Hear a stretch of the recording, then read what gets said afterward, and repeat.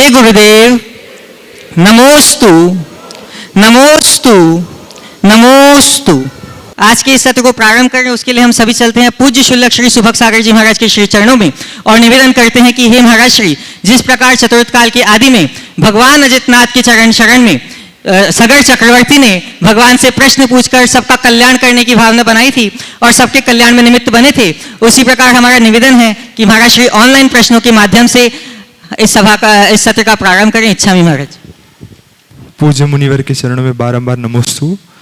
प्रथम ऑनलाइन प्रश्न के रूप में मीना चौधरी जोधपुर से पूछ रहे हैं कि समिति शब्द और असमिति अर्थ हो, लेकिन इतना ही हो किसी को शब्द से कष्ट ना हो, तो महाराज श्री हमें ऐसे शब्दों का इस्तेमाल करना चाहिए जिसके सामने वाले को तकलीफ ना हो, तो समाधान कीजिए। शब्दों का प्रयोग करना चाहिए जिससे सामने वाले को तकलीफ ना हो, और सामने वाले को तकलीफ ना हो तो हमें एक सावधानी रखनी चाहिए। सामने वाले के जिस तरह के वचनों से हमें तकलीफ होती है, हम सामने वालों के साथ वैसे वचनों का प्रयोग ना करें।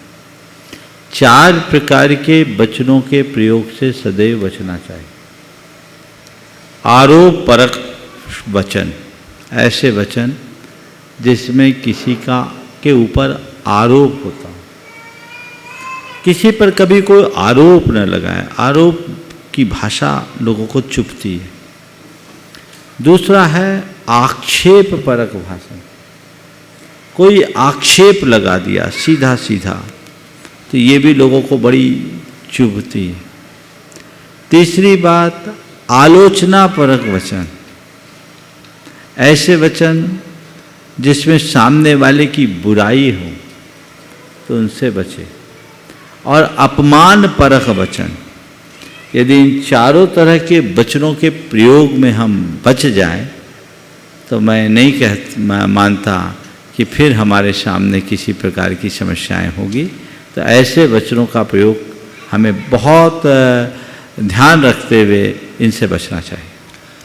प्रवीण सिंघई जी गड़ागुटा से पूछ रहे महाराज जी कि हर मनुष्य के भीतर एक अच्छा इंसान मौजूद होता है और एक बुरा।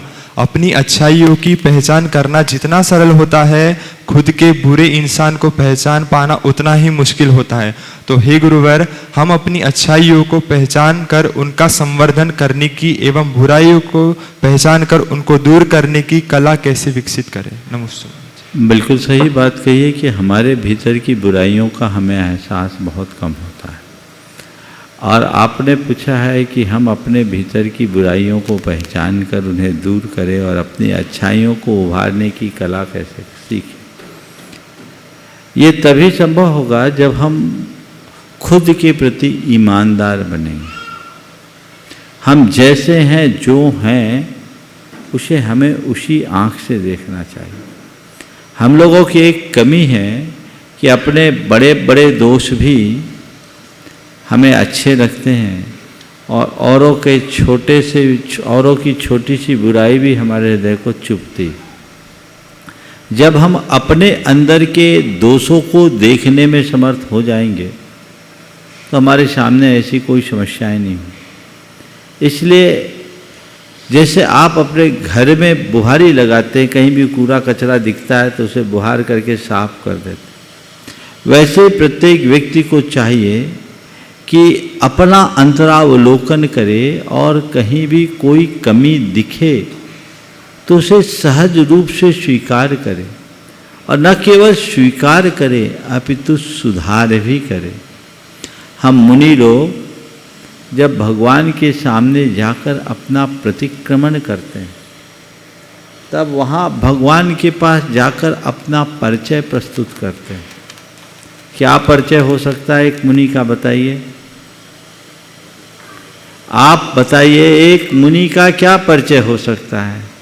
मुनि हैं, रत्नत्रय के धारी हैं, पंच परमेष्टि के प्रतिनिधि हैं, जगत पूज्य हैं, लोक मान्य हैं, हजारों के हृदय में वास करने वाले हैं। ये परिचय आप दे सकते हो, लेकिन एक मुनि जब अपना परिचय खोजता है तब भगवान से बोलता है, पापिष्ठेन दुरात्मना जड़धिया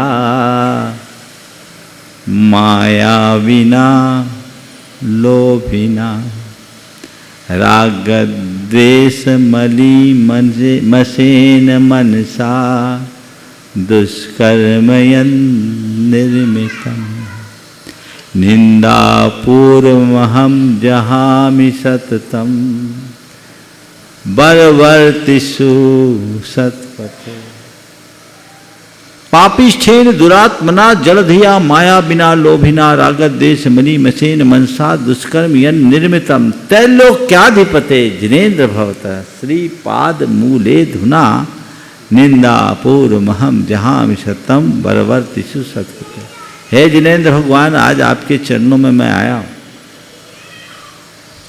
और मुझ पापिष्ठ, मुझ दुरात्मा, मुझ जड़ बुद्धि वाले,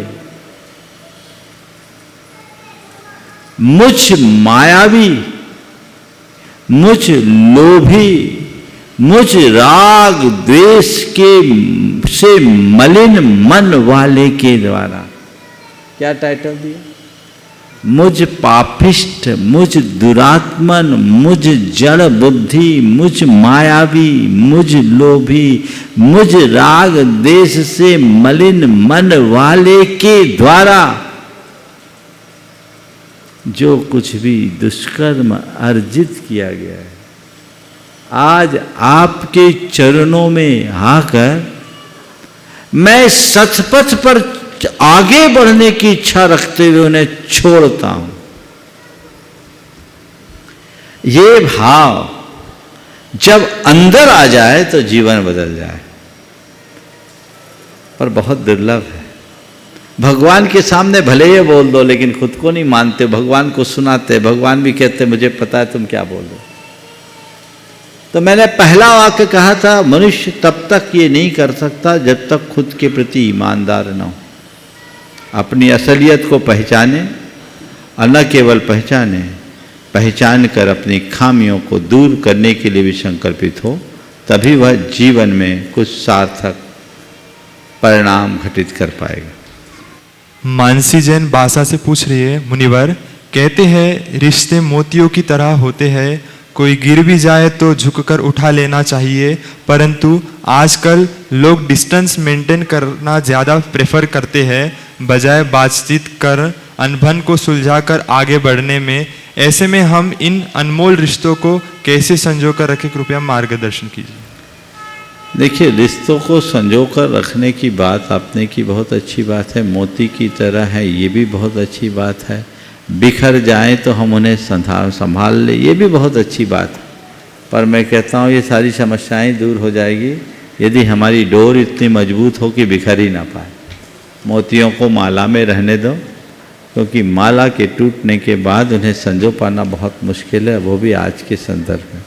इसलिए जिन बातों से हमारे अंदर दूरियां बढ़ती है, हमें ऐसी प्रवृत्तियों से पूरी तरह दूर रहना चाहिए। ओम जी। अब चलते हैं मंचासीन मुनि संघों के श्री चरणों में। सर्वप्रथम क्षुल्लक श्री समादर सागर जी के चरणों में निवेदन करते हैं, महाराज जी आपके प्रश्नों के माध्यम से हमें लाभान्वित कीजिए। इच्छा नमोस्तु महाराज जी, नमोस्तु महाराज जी। वर्तमान में आज व्यवहार अच्छे बुरे देखने को मिलते हैं, वहाँ पर कुछ बातें देखने को नहीं मिलती हैं, जैसे कि अच्छा आहार परोसना, अच्छा व्यवहार परोसना, अच्छे आचरण परोसना और अच्छी सोच परोसना। ये वर्तमान में किस प्रकार से देखें, समाधान करें। नमस्ते महाराज जी। अच्छा आहार, अच्छा व्यवहार, अच्छा आचार और अच्छा विचार हम कैसे परोसें? भैया परोसोगे तभी जब तुम्हारे पास हो, जो है ही नहीं उसे क्या परोसोगे? अच्छा आहार परोसना चाहते हो तो अच्छा आहार बनाना सीखो, अच्छा आचार परोसना चाहते हो तो अच्छा आचार रखना चाहते हो, अच्छा व्यवहार परोसना चाहते हो तो अच्छे व्यवहार के धनी बनो, और अच्छा विचार प्रकट करना चाहते हो तो अच्छे अच्छे विचार के स्वामी बनो। जब तक हम अपने भीतर ऐसा घटित नहीं करते तब तक जीवन में कुछ भी अच्छा नहीं होता। और ये सब तब तक बना रहेगा जब तक हम लोग में अच्छा दिखना या अच्छा कहलाना चाहेंगे। आज दुनिया के लोग यही सोचते हैं कि मैं अच्छा दिखूं, लोग मुझे अच्छा कहे, मेरी एक अच्छी पहचान हो, यही है ना सोच। और उसके लिए लोग अच्छा कर भी लेते हैं। लेकिन मैं कहता हूं अच्छा दिखना, अच्छा कहना, कहलाना और अच्छा करना ये हमारे लिए पर्याप्त नहीं है। बस एक बात बता रहा हूं, वो आ जाए तो सब अच्छा हो जाएगा। वो है अच्छा बनना। हम अच्छा बनने का प्रयत्न करें, संकल्पित हो जाए अच्छा बनने के लिए, तो हमारा आहार भी अच्छा होगा, आचार भी अच्छा होगा, व्यवहार भी होगा और विचार भी अच्छा होगा। तो अंदर से अपने आप को अच्छा बनाने का सत्प्रयत्न हमारा होना चाहिए। यही हमारी जीवन की उन्नति का आधार होगा।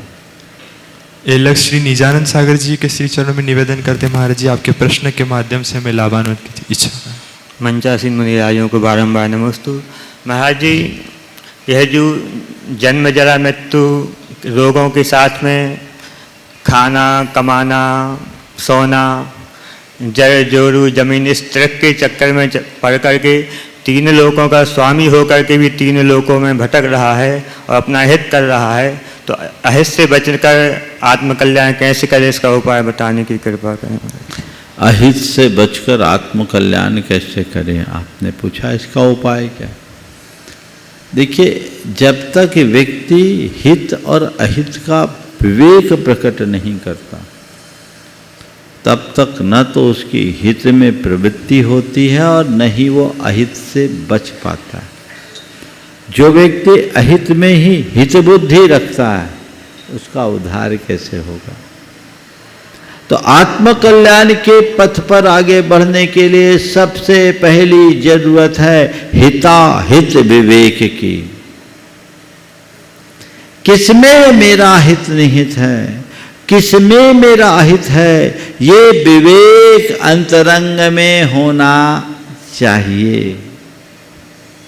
हिताहित विवेक। और ये जाग गया तो फिर वो अपना रास्ता अपने आप प्रकट कर लेता है। तो पहले विवेक जगाए, फिर अहित से बचने के लिए संकल्पित होते हुए हित के रास्ते का अनुकरण करे, जीवन का पथ उसी में प्रशस्त होगा। नमोस्तु पूर्वक पूज्य मुनिवर श्री शीतल सागर जी के श्री चरणों में निवेदन करते हैं, महाराज जी आपके प्रश्न के माध्यम से हमें बोधि की प्राप्ति हो। नमोस्तु भगवान। ओम नमः सिद्धिभ्याम। एक कथा सुनी जाती है कि एक सेठ जी सामाई कर रहे थे, उनको प्यास लग रही थी और वो आर्त ध्यान से मरकर मेंढक हो गए। तो इसमें दो बातें हैं। एक तो ये कि हम अपने अनुकूल वातावरण बना लें और अपने आवश्यक में लगे रहें तो वो अच्छे से हो जाते हैं, या फिर उन प्रतिकूलताओं में भी संयम रखें, समता रखें। तो एक वर्ग तो ये कहता है कि हमें अनुकूलता है में ही धर्म आराधना करना और सबको वही अच्छा लगता है, तो उसमें लाभ कितना है और प्रतिकूलता में वही करने में क्या? बहुत अच्छा सवाल उपस्थित किया है। ये कथा सर्वविदित है कि सेठ ने नियम लिया कि जब तक दिया जलता रहेगा मैं सामायिक करता रहूँगा। वो सामायिक में बैठा रहा। उसकी धर्मपत्नी को इसका पता नहीं था। वो सोचे कि इनकी आराधना में बाधा ना आ जाए, इसलिए बार बार वो दिए में तेल डालती रहे।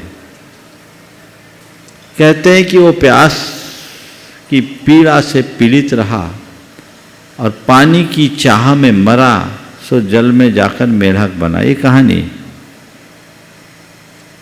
आपने बहुत अच्छी बात पूछी है कि इससे तो हम एक वर्ग जो कहता है पहले अनुकूलता बनाओ फिर धर्म ध्यान करो, प्रतिकूलता में मत करो। इस कहानी के दूसरे पहलू को भी मैं पहले सामने रखूं, फिर उसके बाद अपने विचार इस संदर्भ में प्रकट करूंगा। इस कहानी का दूसरा पक्ष है कि उसी जीव को जो कुएं का मेढक बना, जब बोध हुआ, कुएं से निकला, कमल की एक पाखुड़ी लेकर, कितनी सी पाखुड़ी होगी, भगवान महावीर के समोसरण की ओर गया। वो नन्हा मेढक फुदक फुदक कर आगे जा रहा था और पहुंच भी नहीं पाया। राजा श्रेणी के हाथी के पैर के नीचे आकर मर गया और पूजा किए बिना पूजा का फल पा गया। उस मेढक को कितना गौरव मिला। आचार्य भगवान ने समंत भद्र महाराज ने कहा, अर्हत चरण सपरिया महानुभावम महात्मना मोदत भेकः प्रमोद मत्तः कुसुमे नेकेन राजग्रहे। एक इतिहास की अलौकिक घटना घट गई। तो पहले इन दोनों प्रसंगों को सामने रख करके एक बात कहना चाहता हूं और फिर महाराज जी ने जो सवाल किया उसकी चर्चा। मैं इसे देखता हूं कि जो सेठ था वो क्रिया तो किया पर भाव शून्य होकर किया, बल्कि भावों की मलिनता के साथ किया, क्लेश पूर्वक किया, तो दुर्गति का पात्र बना, क्रिया करके भी पात्र बना। और जब वो मेढक था तो भाव विशुद्धि से भरा था। वो अपनी पूजा नहीं कर पाया, लेकिन पूजा किए बिना भी पूजा का फल प्राप्त कर लिया। इसका सार ये है कि हमारी क्रिया से भी ज्यादा महत्वपूर्ण हमारे भाव है। इसलिए जब कभी जो भी क्रिया करो भावों से करो। अब महाराज के सवाल पर आता हूं।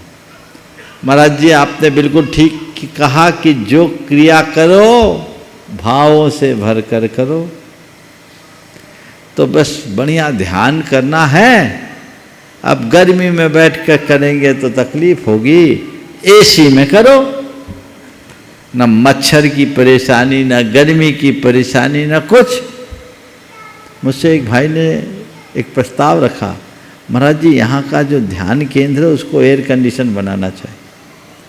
हमने कहा भैया एयर कंडीशन में ध्यान नहीं होता, फेयर कंडीशन में ध्यान होता। एयर कंडीशन में ध्यान नहीं होगा, ध्यान तो फेयर कंडीशन में होगा। अब ये जो बात है कि सब प्रकार की अनुकूलताएं हो जाए तब हम करें, तो सवाल ये है कि अनुकूलता आप किसके लिए चाह रहे हो? किसके लिए? किसके लिए? शरीर के लिए ना। और तुम शरीर हो क्या? तो तुम्हारा भेद विज्ञान ही फेल हो रहा है तो तुम साधना क्या करोगे? इसलिए परिसहों को सहने का अभ्यास बनाना चाहिए। ज्यादा नहीं कर सको तो धीरे धीरे अभ्यास बनाओ, कुछ तो करो। ज्यादा सुविधाओं में जियोगे तो सामायिक कम, झपकी ज्यादा आएगी, है ना। तो असुविधाओं को सहने का अभ्यास होना चाहिए।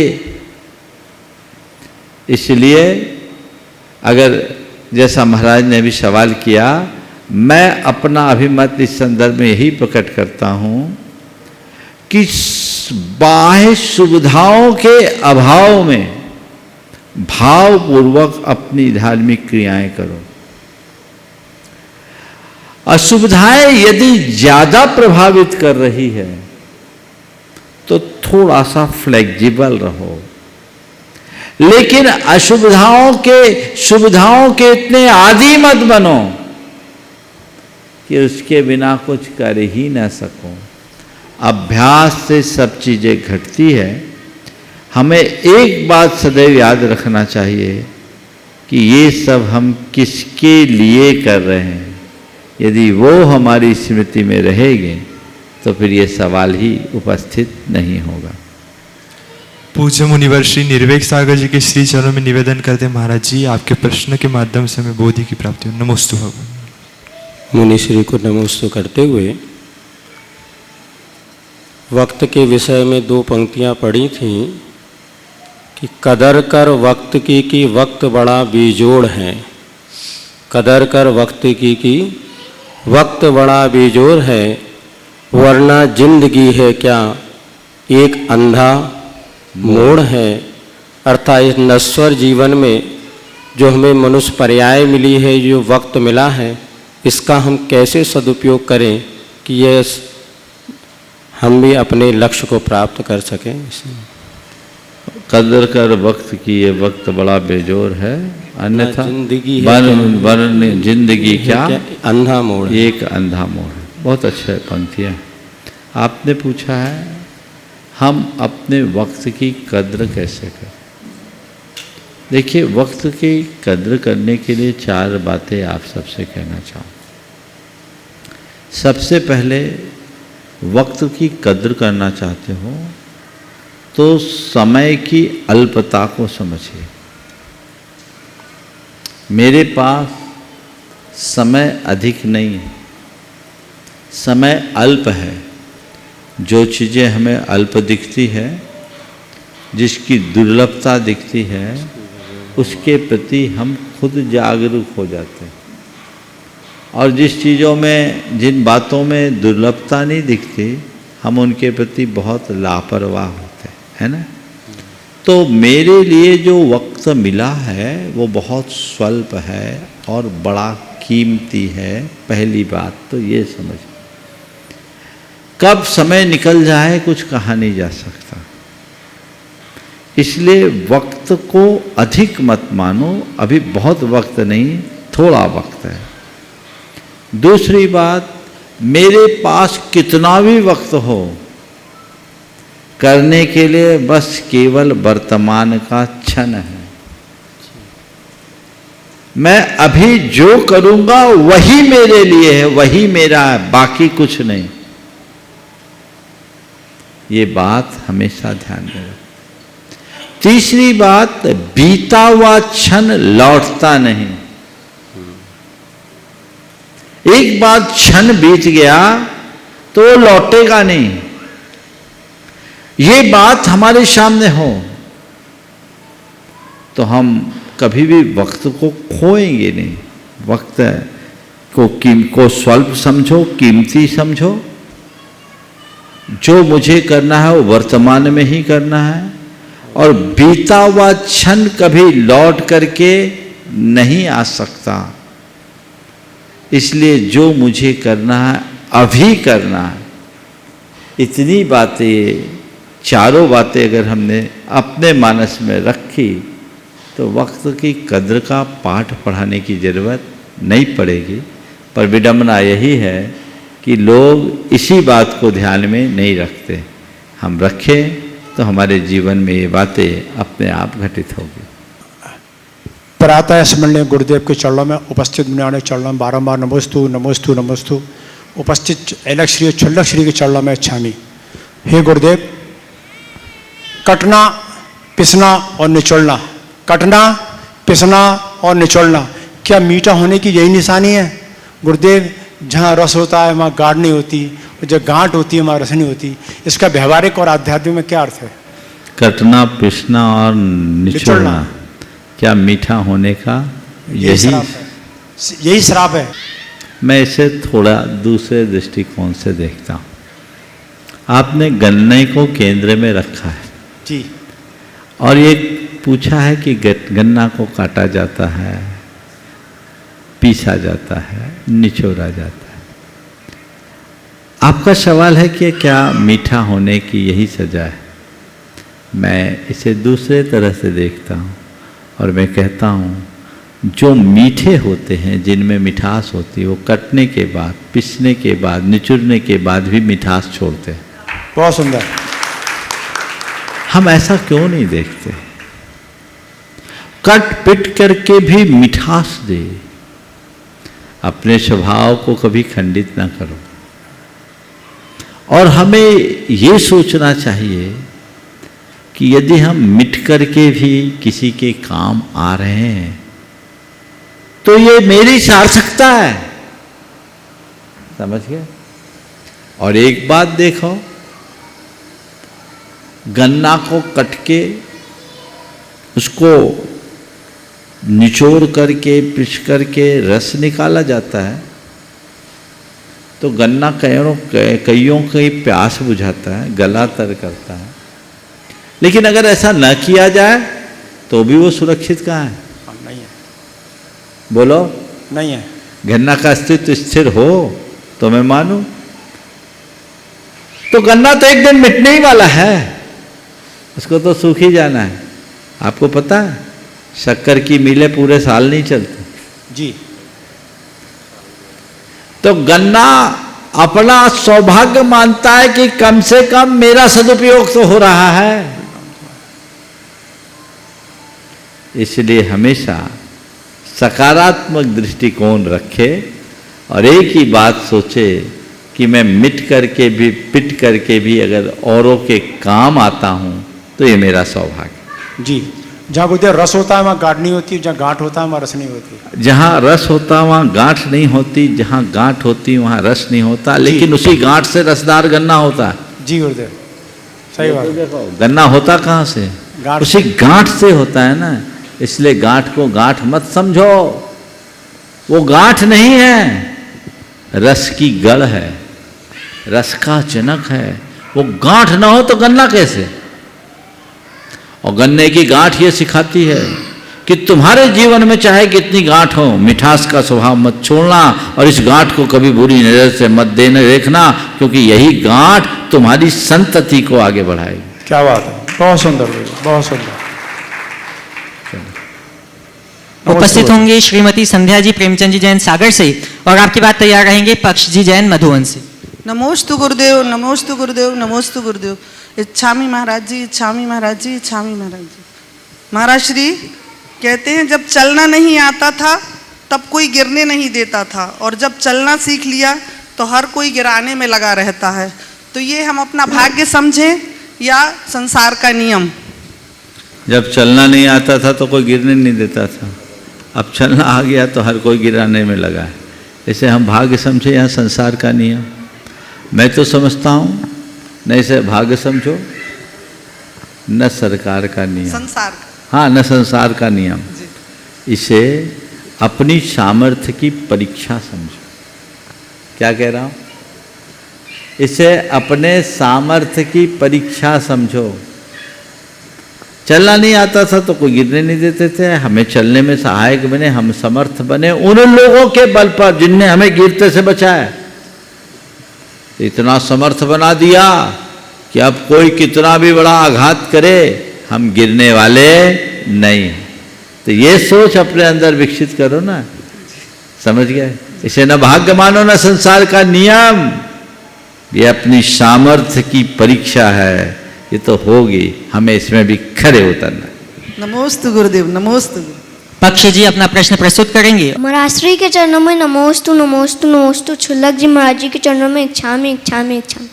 महाराष्ट्री, मेरा प्रश्न ये है कि मैं अभी इतना छोटा हूँ, मुझसे अगर कोई ज़्यादा प्रश्न कर ले तो मुझे गुस्सा आता है, परंतु आप महाराष्ट्री अगर आपसे आप इतना शंकाओं का समाधान देते हैं, पर शंकाओं का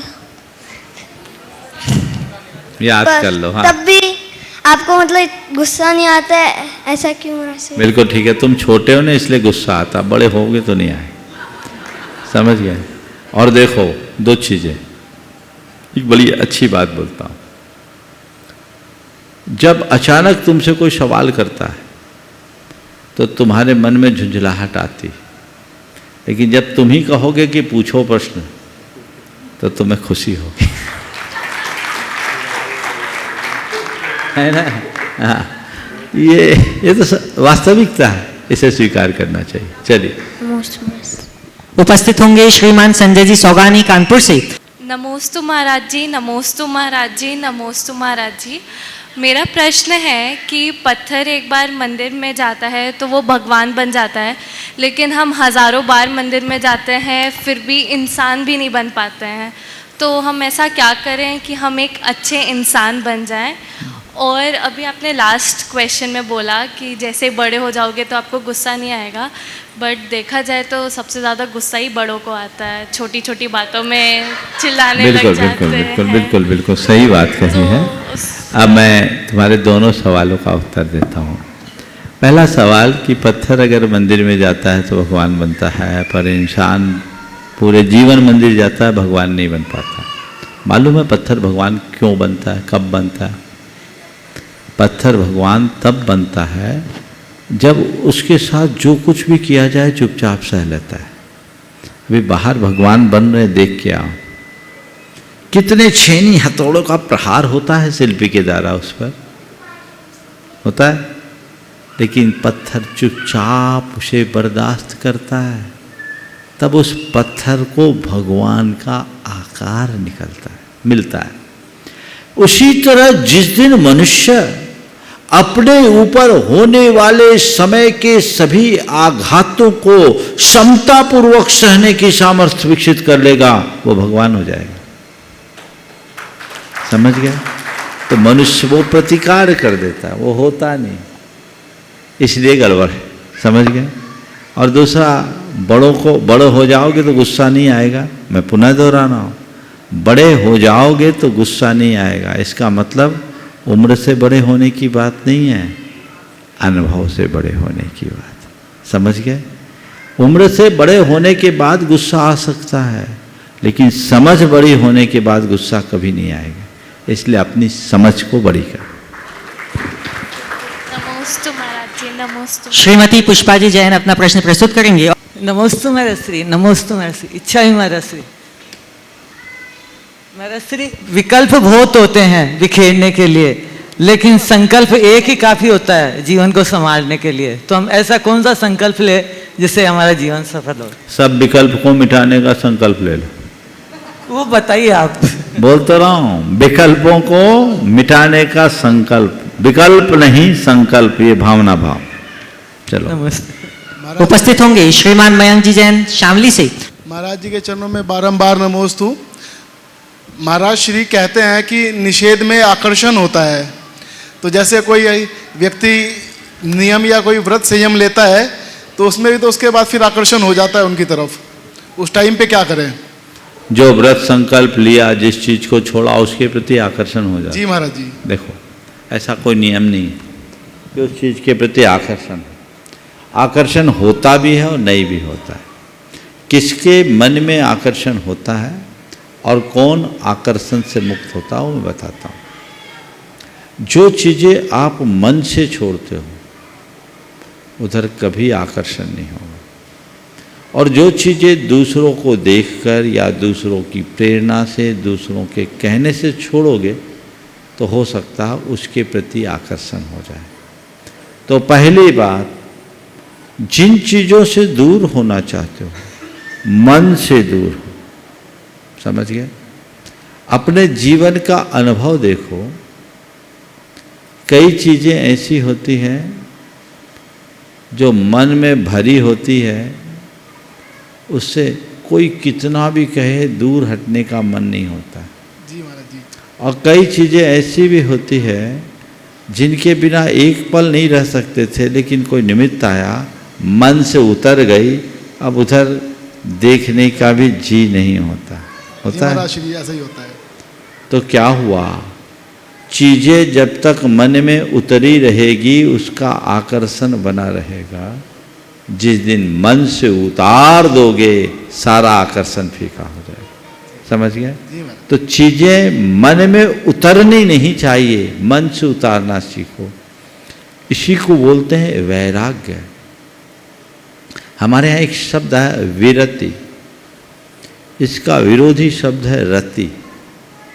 रति में आकर्षण है और विरति में विकर्षण, अलगाव, उधर देखने की भी इच्छा नहीं। तो रति से विरति की ओर बढ़ना है। कब बढ़ेंगे? जब हमारे भीतर सही ज्ञान प्रकट होगा, जिसके अंतरंग में यथार्थ का ज्ञान प्रकट हो जाता है, वो रति से विरति की ओर मुड़ जाते हैं। फिर उधर देखते तक नहीं, लेकिन जिनके अंदर अभी विरति नहीं आई है वो उधर ही उधर देखते हैं। इसलिए अंतरंग का वैराग जगना चाहिए, तो कभी भी हमारे चित्त में भटकाव नहीं आ सकता। नमोस्तु महाराज जी। श्रीमती आशा जी विनायका हजारीबाग से अपना प्रश्न प्रस्तुत करेंगी और आपके लिए आपके बाद मैं आमंत्रित करता हूं ब्रह्मचारी तरुण भैया जी इंदौर से। नमोस्तु महाराज श्री। नमोस्तु इक्षामी महाराज। महाराज श्री, मेरा आज ये प्रश्न है कि आज की युवा पीढ़ी बहुत एडवेंचरस लाइफ जीना चाहती है। अभी हाल में भारत में तो कम, लेकिन विदेशों में इसका ज़्यादा प्रचलन है। और विदेशों में टाइटैनिक देखने के लिए लोग, युवा 18-20 बरस के बच्चे टाइटैनिक जहाज के मलबे को देखने के लिए जर्मनी में 16,000 फुट गए और मर भी गए। तो क्या ये एडवेंचरस लाइफ, 2 करोड़ रुपया लगा करके वो गए, 2 करोड़ सिर्फ लगा करके जर्मनी में टाइटैनिक उसको मलबे को देखने के लिए गए और वो मर भी गए। इतनी एडवेंचरस लाइफ आज की युवा पीढ़ी जीना चाहती है, तो क्या ये सही है महाराज कि वो अपना जीवन भी गंवा दे रही है? काश उन्हें अपने जीवन के मूल्य का बोध होता, तो इस तरह का कृत्य करने से पूर्व वो 100 बार सोचते हैं। पर चूंकि आजकल कुछ ऐसा माहौल बन गया है, मीडिया और अन्य माध्यमों से इन बातों को इतना अधिक बढ़ावा मिलने लगा है कि एक फैशन जैसा हो, लोग अपने जीवन को गंवा रहे हैं। क्या बढ़िया होता कि मौत से खेलने का कर्म करने की जगह वो अपने जीवन को संवारने में लगे होते हैं। अपनी शक्ति और क्षमता का यदि रचनात्मक दिशा में उपयोग किए होते हैं तो उनकी ऐसी स्थिति कैसे बनती? तो हमें चाहिए कि हम अपने जीवन को रचनात्मक दिशा में बढ़ाएं। निर्भयता, साहस, शौर्य, पराक्रम अच्छी बात है, लेकिन ये मौत से खेलने के लिए नहीं, मौत का सामना करने के लिए। कदाचित मौत आए तो हम घबराए नहीं, लेकिन मौत से खेलने का काम करना तो मूर्खता है। वह भी तब जब इससे आना कुछ नहीं। यदि किसी की जान बचाने के लिए हमें अपनी मौत से खेलना पड़े तो वो स्वीकार है। आज भी हमारे यहाँ जो राष्ट्रीय आपदा प्रबंधन से जुड़े हुए लोग हैं, जवान हैं, एनडीआरएफ, वो लोग क्या करते हैं? जान से खेलते हैं। बिल्कुल महाराज। और जान से खेलकर जान बचाते हैं। उसके लिए उन्हें ट्रेनिंग ली। ये एडवेंचर का सही लाभ है। तो जान बचाने के लिए जान से खेलना समझ में आता है, लेकिन जान से खेलकर जान गंवाना पागलपन है। वो तो चले गए, उसके पीछे का क्या हुआ? करोड़ों रुपया भी दिख, वहां जाकर के क्या किया? हाँ, वैज्ञानिक संसाधनों का प्रयोग करके किसी अध्ययन आदि के निमित्त से कोई गया हो तो बात सोची जा सकती है। आज जो भी जाते हैं, आज अंतरिक्ष में भी जितने यान गए हैं उसमें जो भी लोग गए वो अपनी जान हथेली पर रखकर गए, पर उन्होंने जो भी उपक्रम किया वो कुछ अच्छा करने के लिए किया। चले गए। हमारे यहाँ कल्पना चावला जैसी चले गई, सुनीता विलियम्स जैसी चले गई। वो एडवेंचरस काम था, लेकिन रचनात्मक दिशा के साथ था। ऐसे लोग मर करके भी अमर होते हैं, पर मुझे नहीं पता कब की घटना है, क्या है, पर जैसी बात आप बोल रही हैं ये तो मूर्खता की पहचान है। एक प्रकार से कहूँ तो ये पागलपन का शौर है। ऐसे पागलपन से बच के रहने में ही हमारी भलाई होनी चाहिए। नमोस्तु महाराज। अब मैं आमंत्रित करता हूँ आदरणीय ब्रह्मचारी तरुण भैया जी को। नमोस्तु भगवान, नमोस्तु भगवान, नमोस्तु। इक्षामी महाराज जी, इक्षामी। पिछले दिनों जब आपके साथ सिद्ध चक्र विधान करने का सौभाग्य मिला तब गंधर्व वलय के बारे में आपके श्रीमुख से सुना। पिछले वर्ष आपसे कुछ शुभ करने के लिए मार्गदर्शन चाहा तो आपने कहा कि 48 रिद्धि मंत्रों का जाप किया जा सकता है। गुरुदेव आपकी प्रेरणा से इस वर्ष 48 दिवसीय अखंड गंधर्व वलय महामंत्र की महा आराधना करने का मानस हमारा और पूरी दिगंबर जैन समाज स्मृति नगर इंदौर का बना है। इसके लिए हम गंधर्व वलय मंत्र का कैसे लाभ उठा सकते हैं, उसका मन वचन काया की शुद्धि के लिए कैसे उपयोग कर सकते हैं और जन मन के मंगल के लिए क्या भावनाएं भा सकते हैं, मार्गदर्शन चाहिए। देखिए, गणधर वलय की अपार महिमा है। मैंने अनेक बार इस पर प्रकाश डाला है। ये हमारे मूल मंत्र हैं और सभी मंगल निमित्तों में इसका प्रयोग किया जाता है। जो गणधर वलय के मूल नमो जिनानम आदि के मंत्र है वो कृति अनुगत द्वार से प्रकट मंत्र है, यानी ये सठखंडागम के मूल सूत्र में अंकित। तो इसे हम इसकी महिमा का अंदाज लगा सकते हैं। रहा सवाल इसके प्रभाव का, तो मैं तो ये मानता हूँ कि गणधर वलय के नियमित पाठ और जाप से सर्व सिद्धियों की प्राप्ति होती है। शुद्धि भी होती है और सिद्धि भी होती है। आपने ये कार्यक्रम रखा है, बहुत अच्छी बात है। निरंतर अखंड हो, पर मेरी एक सलाह है, अखंड पाठ करना एक भी प्रोफेशनल आदमी को मत रखना। कोई पेशेवर व्यक्ति ना हो, अपना समय निकाल कर लोग पाठ करे तो ठीक है। पैसा दे के आदमियों को, पेड आदमियों को बिठा कर के पाठ कराओगे तो पाठ केवल फॉर्मेलिटी रह जाएगी। यदि ऐसी नौबत है तो 8 घंटे का ही कर लेना ज़्यादा अच्छा है। पर अगर 24 घंटे का करते हो तो एकदम पहले ये सुनिश्चित करो कि हम श्रावक लोग, भक्ति भाव से भरे लोग ऐसा पाठ करेंगे तो उसका बहुत उत्तम लाभ होगा। अभी यहाँ 8 दिवस नंदीश्वर भक्ति का पाठ हुआ अष्टानिक में। एक भी कोई प्रोफेशनल नहीं, 24 घंटे सब लोगों ने पाठ किया। हमारे संघ में छुल्लक जी लोगों ने भी पाठ किया, महाराज ने भी पाठ किया, हमने भी पाठ किया। भले एक आध बार ही किए, लेकिन ये भक्ति है। तो ऐसी ही भक्ति की भावना होनी चाहिए, तो वो ध्यान में रखें। निश्चित महाराज जी, हम कोई पैसेड व्यक्ति नहीं बुला करके पूरी समाज के नौजवान, बहुत सुंदर, बोलो। आमंत्रित हैं आदरणीय ब्रह्मचारिणी सुनीता दीदी जी और त्रय मुनिवर के चरणों में नमोस्तु नमोस्तु नमोस्तु। सभी अलग छुल्लक जी के चरणों में इच्छा में इच्छा में इच्छा। महाराज जी, एक कहते कि एक मंदिर का जीर्णोद्धार करवाने से 100 मंदिरों के निर्माण करवाने के बराबर पुण्य लगता है। लेकिन अगर हमें अपनी संस्कृति बचाना है तो हम अपनी बात कह रहे कि अगर हमें संस्कृति बचाना है और ये अगर नए मंदिर नहीं बनाएंगे तो फिर हमारी संस्कृति की रक्षा कैसे करेंगे हम? सन 1988 में परम पूज्य गुरुदेव के चरणों में साहू अशोक कुमार जी थे। मैं उस समय गुरु चरणों में ही था। उन्होंने गुरुदेव से कहा कि गुरुदेव, नए मंदिर के निर्माण की अपेक्षा पुराने का जीर्णोद्धार पहले होना चाहिए। गुरुदेव ने कहा होना चाहिए। गुरुदेव, पुराने के जीर्णोद्धार में तो पुण्य भी अधिक है। बोले हाँ, पुण्य अधिक है। गुरुदेव, आपके नाम से एक विज्ञप्ति जारी कर दूं कि नए के निर्माण की अपेक्षा पुराने का जीर्णोद्धार करें।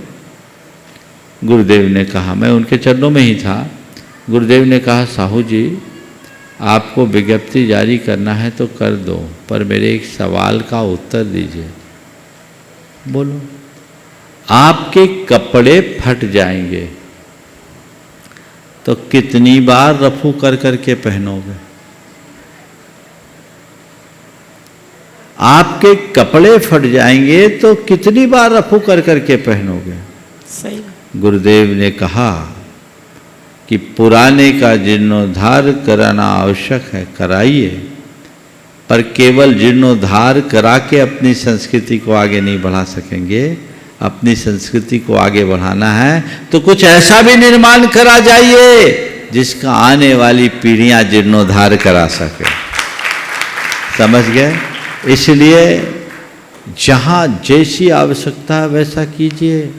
पुराने का जीर्णोद्धार भी कीजिए, उसे उपेक्षित मत छोड़िए, पर नए के निर्माण में कहीं पीछे मत रहिए, क्योंकि आने वाले समय में जो इतिहास लिखा जाएगा वो इसी के बल पर लिखा जाएगा। नमस्ते। उपस्थित होंगे श्रीमती रक्षा जी जैन मधुवन से। श्री प्रमाण सागर जी महाराज जी के चरणों में नमोस्तु नमोस्तु। दो महाराज जी के चरणों में नमोस्तु। छुल्लक जी एलक जी के चरणों में इच्छामी इच्छामी इच्छामी। महाराज श्री अभी एक कुछ दिन पहले घटना घटी है कि एक भाई ने 19 साल के भाई ने 13 साल के भाई को मर्डर कर दिया है। तो उसमें उसकी कितने दिन की सूतक रहेगी और क्या उस जिसने मर्डर किया है उसके मतलब जीवन भर का सूतक रहेगा क्या? उस शांति विधान कब हो सकता है? 19 साल के भाई ने 13 साल के भाई की हत्या कर दी है अपने जैन समाज में। अपने जैन समाज में, मेरे रिलेशन में महाराज जी, रिलेशन में है गुवाहाटी। ये तो बहुत ही गंभीर। अच्छा, मोबाइल को देख करके मैंने एक दिन बताया था, शायद याद है, वही घटना है। हाँ महाराज जी। मोबाइल को लेने के लिए, मोबाइल से हम खेलेंगे। देखिए, बहुत ही दर्दनाक घटना, बहुत ही गंभीर और चिंतनीय घटना है। सबसे पहले तो लोगों में ऐसी जागरूकता होनी चाहिए कि इस तरह की घटनाएं न घटे। 19 साल का बच्चा है, उसे हम नाबालिग भी नहीं कहेंगे। जो घटना हुई है बहुत ही दुखद और क्रूर घटना है। जहाँ तक सूतक का सवाल है, उस परिवार को 6 महीने का सूतक होगा क्योंकि आत्मघात हुआ, और वो बच्चा जिसके हाथ से ऐसा कृत्य हुआ है, मेरे ख्याल से कानूनन उसे लंबी सजा तो मिलेगी ही मिलेगी। 15 साल की जेल हो गई महाराज जी। हाँ, और उस व्यक्ति को तब तक सूतक माना जाएगा जब तक वो गुरुओं से प्रायश्चित न ले, और ये प्रायश्चित भी किसी साधारण मुनि से नहीं, किसी सुयोग्य आचार्य के पास जाकर उन्हें ऐसा प्रायश्चित लेना चाहिए। जब वो प्रायश्चित लेंगे तो होगा। बाकी परिवार के लोगों को 6 महीने का सूतक होगा। और मैं तो उस परिवार को भी सलाह दूंगा कि इतनी भयानक घटना जिस कुल में घटी है, उनके सारे लोग गुरु चरणों में जाए, अपनी व्यथा कथा उनके समक्ष प्रकट करे, मार्गदर्शन भी ले और प्रायश्चित भी ले। उपस्थित होंगे श्रीमती प्रियंका प्रदीप जी पाटनी तमशा से। गुरुवर के चरणों में त्रिवार नमोस्तु। गुरुवर जी, मेरा प्रश्न ये है कि हमारा अच्छा समय होता है तब हम फूले नहीं समाते हैं। हमें ऐसा लगता है कि हमारे अलावा इस दुनिया में और कोई नहीं है, हमसे बड़ा, हमारे जैसा भी इस दुनिया में कोई नहीं है। पर गुरुवर, जब दुख का समय आता है तब हम इतने दुखी हो जाते हैं कि हमें समझ में नहीं आता है कि हम क्या करें। तो इस दुख से उभरने के लिए हमें क्या करना चाहिए? नमोस्तु गुरुदेव, कृपया आप इस मार्गदर्शन करिए। दुख से उभरने के लिए हमें क्या करना चाहिए? सुख और दुख दोनों की नश्वरता को पहले तो समझना चाहिए। जो व्यक्ति सुख में फूलता है वो दुख में कूलता है।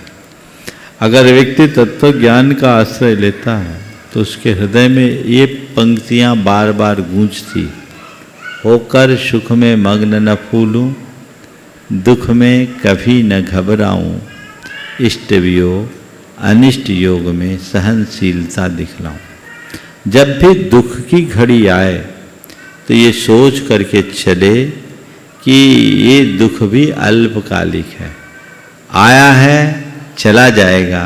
जीवन में सब आना जाना है, पल पल में परिवर्तन होता है, तो ये परिवर्तन कभी भी हो सकता है। इसे सहज रूप से स्वीकार करके अपने जीवन को आगे बढ़ाने का प्रयत्न करना चाहिए। यदि व्यक्ति अपने जीवन में आगत दुखों को स्वीकार ले और धैर्यपूर्वक उसका सामना करने की सामर्थ्य विकसित कर ले तो वह दुख नहीं रहता, दुख भी सुख बन जाता है। इस प्रकार आज के इस सत्र को परम पूज्य गुरुदेव के चरणों में नमन अर्पित करते हुए यहीं पर विराम। बोलिए परम पूज्य आचार्य गुरुवर श्री विद्यासागर जी महाराज।